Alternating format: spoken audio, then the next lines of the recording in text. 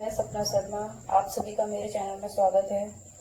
मैं यहाँ आपको पॉलिटेक्निक के सब्जेक्ट्स पढ़ाऊंगी। तो सबसे पहले मैंने स्टार्ट किया है अप्लाइड मैकेनिक्स। इसमें ज़्यादातर स्टूडेंट्स को बहुत दिक्कत होती है क्योंकि मोस्टली कोचिंग्स पास में नहीं होती हैं, तो या फिर तो मिल नहीं पाती हैं, तो वो पढ़ नहीं पाते हैं, क्लासेस नहीं लग पाती हैं या फिर क्लासेस में नहीं जा पाते हैं, जो भी दिक्कत होती है उसकी वजह से।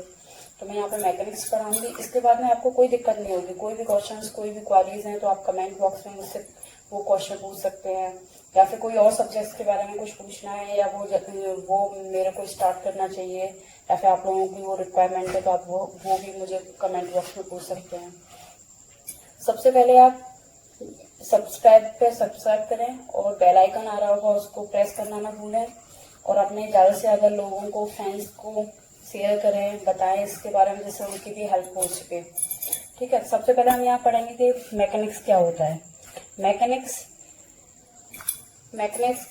को हम यांत्रिकी भी कहते हैं। यांत्रिकी विज्ञान की वो शाखा होती है जिसके अंतर्गत हम क्या करते हैं कि बल जो होते हैं, किसी पिंड पे कोई बल लग रहा है उसको तथा उसके क्या इफेक्ट हो रहे हैं उस पिंड पर, उसके बारे में पढ़ा जाता है। ठीक है, तो यहाँ पे आप साथ के साथ नोट्स बनाते जाए। मैं नोट्स लिखती भी जा रही हूँ, जैसे कि आपको प्रॉपर एक डेफिनेशन भी मिलती जाए, जिससे कोई दिक्कत ना हो, किसी बुक की भी जरूरत ना पड़े। ठीक है, तो यांत्रिकी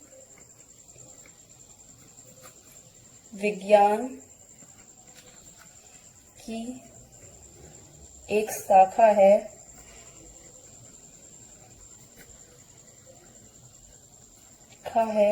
जिसके अंतर्गत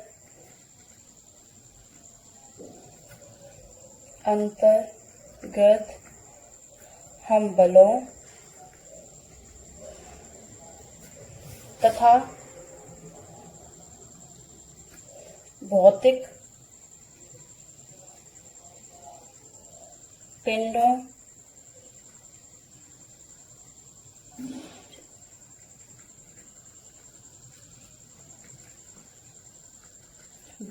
पिंडों को फिजिकल बॉडी बोलते हैं, पर इनके प्रभाव का अध्ययन करते हैं। तो डेफिनेशन इससे समझ में आएगी। यांत्रिकी विज्ञान की वह शाखा होती है जिसके अंतर्गत हम बलों तथा भौतिक पिंडों पर जिनके प्रभावों का अध्ययन करते हैं। जिस भौतिक पिंड पर वो बल लग रहा है उसको तथा इसके क्या इफेक्ट पड़ रहे हैं उसका हम अध्ययन करते हैं। ठीक है, अब यहाँ पे एक वर्ड आया है भौतिक पिंड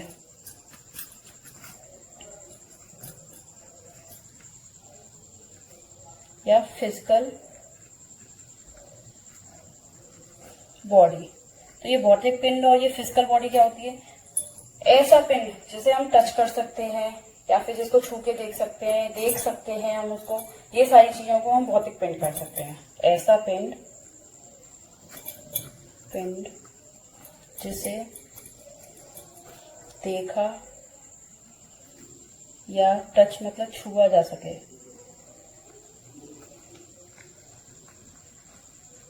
किया जा सके।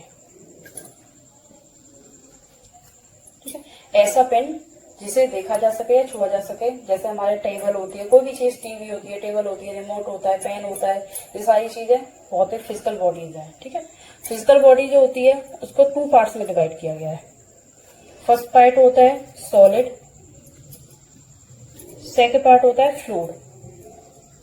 सॉलिड को ठोस बोलते हैं, फ्लूइड को तरल बोलते हैं।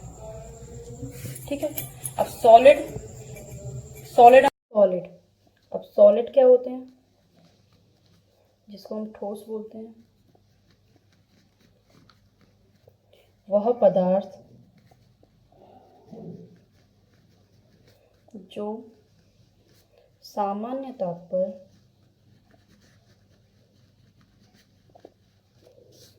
बहने या फ्लो बहने की क्षमता नहीं रखते। क्षमता को टेंडेंसी बोलते हैं। सॉलिड होते हैं वह पदार्थ जो सामान्य ताप पर बहने की क्षमता नहीं रखते हैं। अब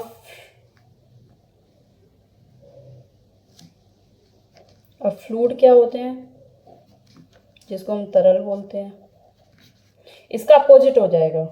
जैसे वह पदार्थ जो सामान्य ताप पर बहने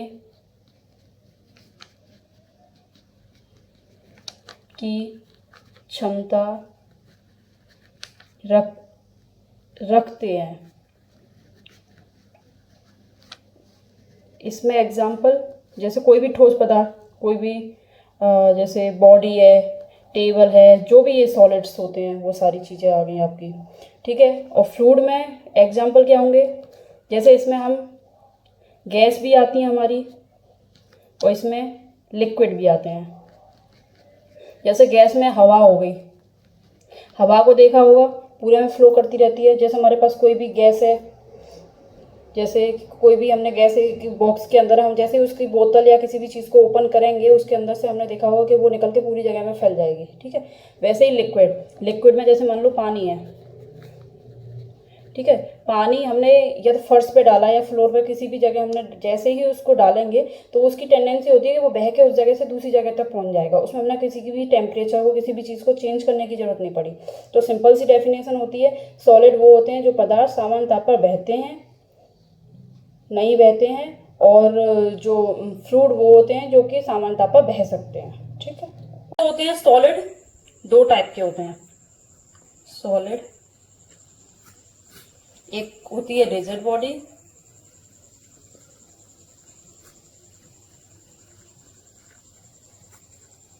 जिसको दृढ़ पिंड कहते हैं, और एक तो होती है डिफॉर्मेबल बॉडी,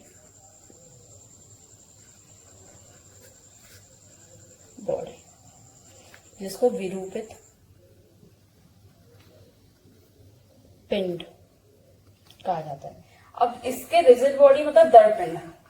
अब इसके नाम से ही थोड़ा पता चल रहा है कि वह पिंड जिस पर हम कोई बाहर से बल लगाए पर उसकी किसी भी साइज में, शेप में, किसी में भी चेंज नहीं आ रहा। दृढ़ मतलब वो अपनी जगह पर दृढ़ ही रह रहा है, वो कहीं भी कुछ भी नहीं है उसके अंदर अंतर आ रहा है, ठीक है। और डिफॉर्मेबल, डिफॉर्म हो रहा है, विरूपित हो रहा है, मतलब अपनी स्थान से चेंज होता रहा है या हम उसको कोई भी एक्सटर्नल फोर्स लगा रहे हैं।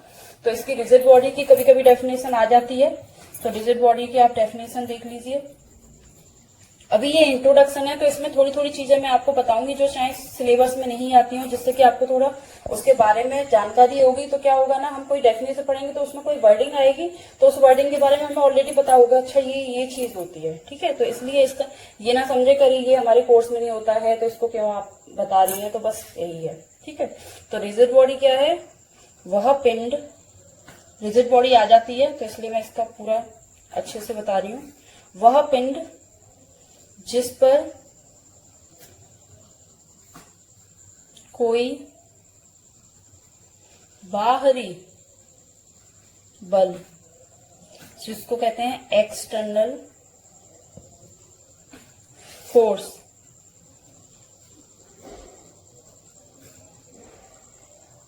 लगाने पर उसकी आकृति और आकार में कोई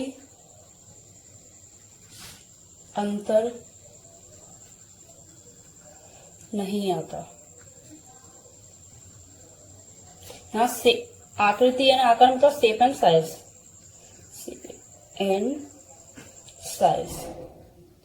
ठीक है।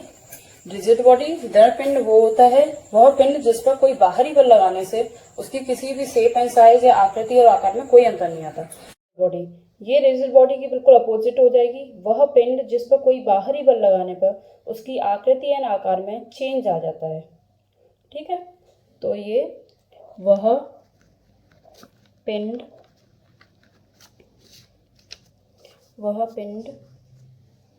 जिस पर कोई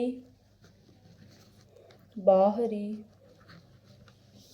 बल या एक्सटर्नल फोर्स लगाने पर उसके शेप एंड साइज में आ जाता है, में अंतर आ जाता है। ठीक है, विरूपित से समझ में आ रहा है, डिफॉर्म से समझ में आ रहा है कि वो डिफॉर्म हो जा रही है, मतलब उसके शेप एंड साइज में कुछ ना कुछ चेंजेस आ जा रहा है। जैसे एग्जांपल, हमने एक कोई टेबल ली या फिर हमने कोई बॉक्स लिया है।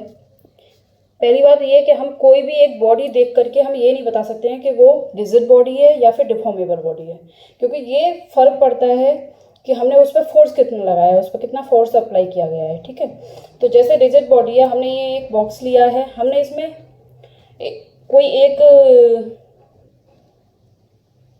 मान लीजिए 100 न्यूटन का हमने फोर्स लगाया है, बट इसकी कैपेसिटी जो है वो 200 न्यूटन की है।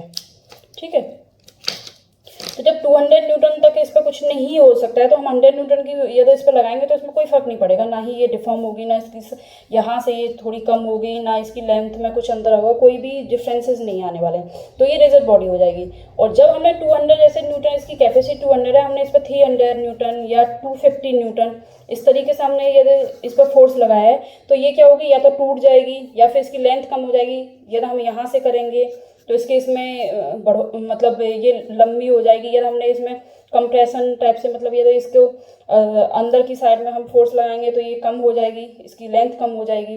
ठीक है, तो इस टाइम पे किस चीज़ का काम करेगी, डिफॉर्मेबल बॉडी का, जो विरूपित बॉडी होती है। तो इस वजह से रिजिड बॉडी क्या होती है, रिजिड बॉडी वो होती है जिस पर हम कोई बाहरी बल लगाने पर उसकी आकृति यानी आकार में कोई अंतर नहीं आता है। लेकिन डिफॉर्मेबल बॉडी वो होती है जिस पे हम बाहर किसी पिंड पर बाहर से कोई एक्सटर्नल फोर्स लगाते हैं तो उसके शेप एंड साइज में अंतर आ जाता है। ठीक, क्रिटिकल लोड। अब एक लोड वर्ड यहाँ पे आया है। लोड वर्ड होता है जो एक्सटर्नल फोर्स हम किसी को दे रहे हैं, इसका बहुत ध्यान देना लोड को, क्योंकि हम जब आगे न्यूमेरिकल सॉल्व करेंगे तब इस वाले वर्ड का बहुत यूज होगा। तो वहाँ एक्सटर्नल फोर्स से बोलेंगे, शॉर्ट में लोड बोला जाएगा कि कितना लोड इस पर काम कर रहा है। ठीक है, क्रिटिकल लोड क्या होता है, क्रिटिकल लोड होता है, जैसे हमने पहले मैं एक एग्जांपल देके बता रही हूँ। मान लो ये कोई हमारे पास बॉडी है। ठीक है, इस बॉडी पे हमने 10 न्यूटन का फोर्स लगाया। ठीक है, बट जब हमने 10 न्यूटन का फोर्स लगाया तो इसकी ना ही उसमें इसकी शेप में चेंज आ रहा है, ना साइज में चेंज हो रहा है, ना ही ये अपनी किसी भी अवस्था जो इसकी उससे कहीं पे भी चेंजेस आ रहे हैं। ठीक है, कोई चेंजेस नहीं आ रहे हैं। जब हमने इसको चेंज करना शुरू किया, 110 लाए तो भी हमने देखा कि कोई चेंजेस नहीं आया। फिर हमने 120 न्यूटन किया, फिर भी कोई चेंज। हम 150 न्यूटन पे आए, फोर्स लगाया तो हमने देखा कि इसकी कुछ थोड़ा बहुत इसके अंदर डिफॉर्मेशन आने लगा, मतलब इसमें विरूपित चीज़ें होने लगी। ठीक है, विरूपण आने लगा। तो 150, अब हमने सोचा कि 150 पे हो रहा है, चलो 140 न्यूटन लगा के देखते हैं, 149 न्यूटन लगा के देते हैं। 149 न्यूटन लगाया तो हमने देखा कि फिर से कोई चेंजेस नहीं आया। हमने कहा कि चलो 151 लगा के देखते हैं। हमने देखा कि 150 न्यूटन जैसे ही फोर्स लगाया फिर भी उसमें डिफॉर्मेशन होने लगा। तो इट मीन्स ये एक मिनिमम वैल्यू हो गई। ये क्या हो गई, मिनिमम वैल्यू, कि 150 न्यूटन लगाते हैं तो इतने पे ये डिफॉर्म हो जाता है। उससे ज़्यादा लगाएंगे तो भी होगा, उससे कम लगाएंगे तो कोई उसके अंदर चेंजेस नहीं आए। तो इसकी डेफिनेशन क्या होती है, वह मिनिमम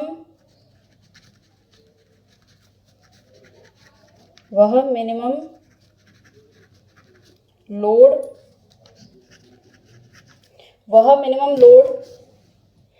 जिस पर किसी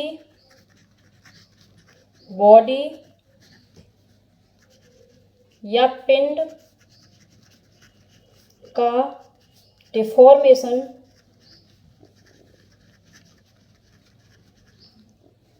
होना प्रारंभ हो जाता है। उस लोड को क्रिटिकल लोड कहते हैं। क्रिटिकल लोड को फोर्स होता है, एक तरह से बल होता है, उसको F से डिनोट करते हैं, क्रिटिकल है तो C से डिनोट करते हैं। अब ये डिफॉर्मेशन की कंडीशन है तो इससे क्या होगी कि जब हमारा फोर्स क्रिटिकल फोर्स से ज़्यादा होगा, जैसे हमने यहाँ पे लगाया था, देखो 150 था हमारा मिनिमम, ये FC हो गई, ठीक है। अब FC से या देखो FC हो गई 150 न्यूटन, यदि इससे हमारा फोर्स ज़्यादा हुआ 151 हुआ तो डिफॉर्म हो गई, या 150 हुआ तो भी डिफॉर्म होगी। लेकिन यार हमने इससे कम ले लिया तो वो रिजिड बॉडी में आ जाएगी। तो यहाँ 150 से फोर्स हमारा ज़्यादा हुआ तो फोर्स ज़्यादा हुआ। अब यहाँ रिजिड बॉडी होगी तो हमने यहाँ पे क्या देख रहे हैं कि यदि रिजिड बॉडी फोर्स हमारा कम है क्रिटिकल फोर्स से, तब उसमें कोई डिफॉर्मेशन नहीं हो रहा। तो यहाँ से देख रहे हो 150 है, यदि हम यहाँ फोर्स 149 ले रहे हैं तो कोई चेंजेस नहीं आ रहा। तो आज यहीं पे ख़त्म करते हैं, फिर नेक्स्ट क्लास में आगे का स्टार्ट करेंगे। कोई भी क्वारीज हो, कुछ भी हो, वो आप मुझे कमेंट बॉक्स में अपने रिस्पॉन्सेज दे सकते हैं, आपको कैसा लगा। और सब्सक्राइब करना मत भूलिएगा। लोगों को ज़्यादा से ज़्यादा हेल्प करिए, इसको शेयर करिए, जिससे लोगों को ज़्यादा से ज़्यादा जानकारी हो और वो एक दूसरे अपनी हेल्प कर सकें।